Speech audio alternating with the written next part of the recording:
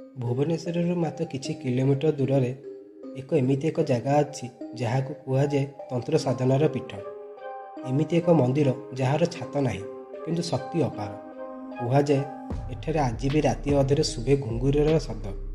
कौन यही मंदिर में सतरे तंत्र साधना हुए? किए यही 64 योगिनी?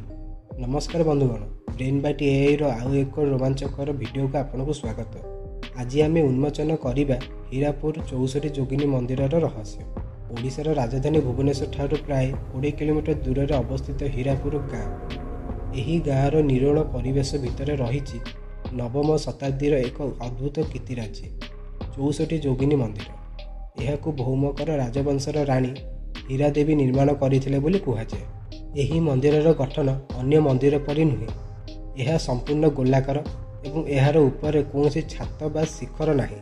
यह हाइपाथेराल मंदिर कहुए, अर्थात जहाँ आकाश को उन्मुक्त। विश्वास करा जाए जे योगिनी माने शून्य रे विचरण करती, तेणु सेमानक शक्ति यातायात पई मंदिर को खोला रखा जाइछि। मंदिरर कांथरे खोदित होइछि 64 जन योगिनीकर मूर्ति। यही मूर्ति गुड़िक कला मुगुनी पत्थर रे तैयारी। प्रत्येक मूर्तिर मुखभंगी अलग।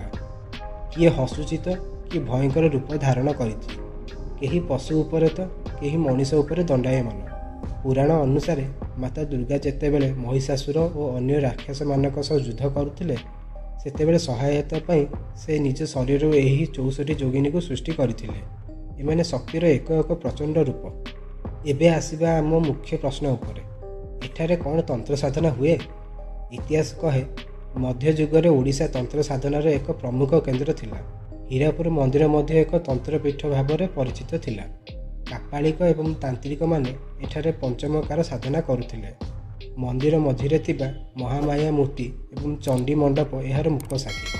स्थानीय लोककथा अनुसार आज मध्य अमावास्या किंवा विशेष तिथि रे एठारे किछि गुप्त पूजा हेउथिबार सुनाजाए, किंतु वर्तमान यह एएसआई अधीन रे थिबारु खोलाखोली भाव में कौनसी बलि प्रथा किंवा उग्र साधना निषिद्ध करा जाइछि। तथापि मंदिरर वातावरण एक अजଣା सिंहरण आज भी अनुभव करिहुए। मंदिरर ठीक मझिरे रहिचंदी प्रमुख देवी महामाया, चारिपटे 64 सखी बा योगिनी एवं मझिरे मुख्य शक्ति। यही सज्जातंत्र शास्त्रर चक्र को दर्शाए। यही मंदिर केवल पूजास्थली नुहे, यह ओडिशार कला भास्कर्य एवं गुप्त विद्यार एक जीवंत दलील।